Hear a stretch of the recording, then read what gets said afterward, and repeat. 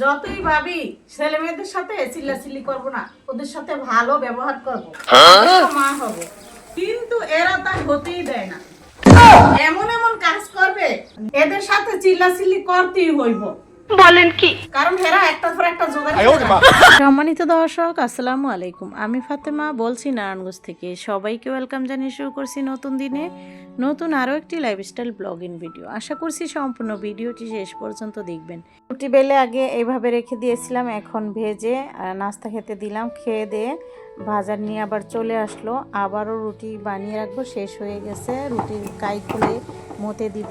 শেফালি আসলে ওকে বলছি যে তুমি থালাবাটি ধুয়ে তারপর হাতটা ভালো করে সাবান দিয়ে ধুয়ে রুটিগুলো বেলে দিবে। এই পাশে বাজার তো আনলো, সেগুলো এখন আমি গুছিয়ে নিব।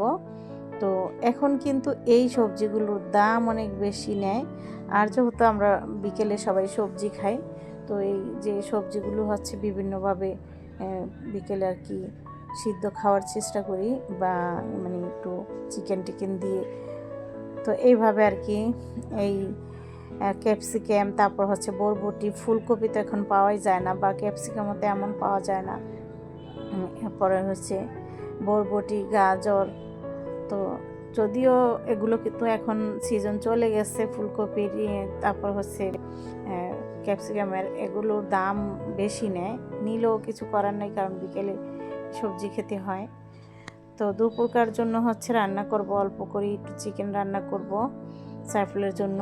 তো এই যে ডায়েট করা হয়, সেগুলি তো 3 বেলাই খায় না ভাত। তো ওর জন্য আমি ছোট ছোট করে পাতলা করে চিকেন রেখে দিব, যেন আর কি আলাদাভাবে খেতে পারে। আর সাইফুলের জন্য জাল মাংসই রান্না করব, ওর জন্য আবার আলাদা রাখবো। তো শেফালি বসে পড়ছে রুটি বানানোর জন্য। আমি এই পাশে কাটাকাটি করে নিচ্ছি, বাজারগুলো গুছিয়ে নিলাম। তো যেহেতু মতা ছিল, এই জন্য দেরি লাগবে না, কারণ এই রুটিগুলো গোল করতে গেলে আমার আবার রান্নাবান্না কাজ শুরু করে দিব, দেরি হয়ে যাবে।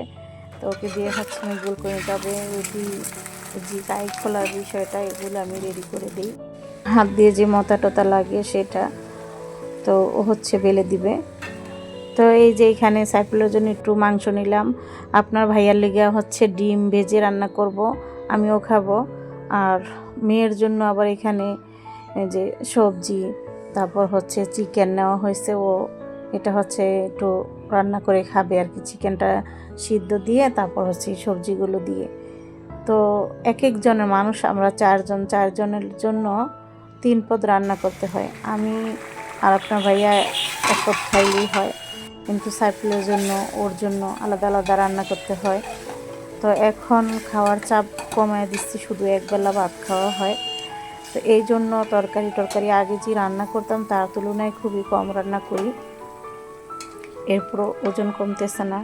তো এই হয়েছে বিষয়টা। তো ডিম রান্না করলাম, আর এই তো মেয়ে যে খাবে এই জন্য সবজিটা সিদ্ধ বসিয়ে দিলাম। চিকেনটা এই পাশে কষিয়ে নিচ্ছি।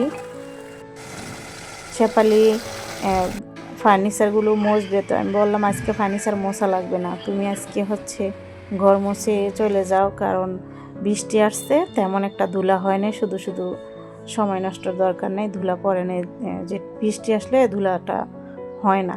তো থাক, অন্য সময় তো মুছতে হয়।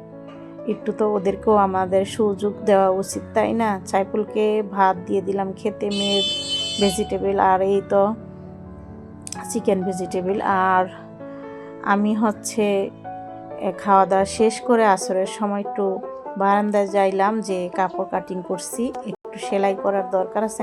এখন সুতা ম্যাচিং হইতেছে না, তো সুতা ম্যাচিং হয় না, তো কি করব, আমি নিজেই চলে গেলাম। সাইফুলকে বলছিলাম, ও যায় নাই, তো কাছে হেঁটে হেঁটে চলে গেছি। তারপর সুতা নিয়ে আসার সময় দেখি আগরবাতি বানাইতেছে। তো আমি সেখানে কীভাবে আগরবাতি বানাই সেটা আপনাদের মাঝে তুলে ধরলাম। দেখুন, আগে দেখতাম কি এই লোকগুলাই মানে ওনার ওয়াইফ, তারপর শালি, আরও অন্য অন্য মানুষদেরকে বাসায় বাসায় বস্তা ভরে এই আগরবাতির কালিগুলো তারা দিয়ে আসতো, তারপর রোদে দিত, আর এখানে নিজেরাও বানাইতো। আর এই যে সবার বাসা থেকে সপ্তাহে না যেন মাসে আনতো, ওজন করে করে তাদেরকে এগুলো বানানোর জন্য আলাদা টাকা দিত। এখন সেই লোকগুলাই তারাই এই কাজগুলো করে এই এলাকাতে, অন্য কেউ করে না। তো তারা হচ্ছে এখন এই যে মেশিন কিনছে, মেশিন কিনে বানাইতেছে। তারপর আসার সময় মাগরিবের আজানও দিয়ে দিতেছে আপনার ভাইয়ার সাথে কথা বলার জন্য। আর আমার ওজনটা একটু তার পাল্লা দিয়ে মেপে আসলাম, তো তার ভিডিও করে একটু নিয়েও আসলাম দোকানটা আপনাদের সাথে শেয়ার করি। যে আপনার ভাইয়া হচ্ছে পার্টসের, মেশিনের পার্টটা আছে না গাড়ির, তো সেগুলো বিক্রি করে।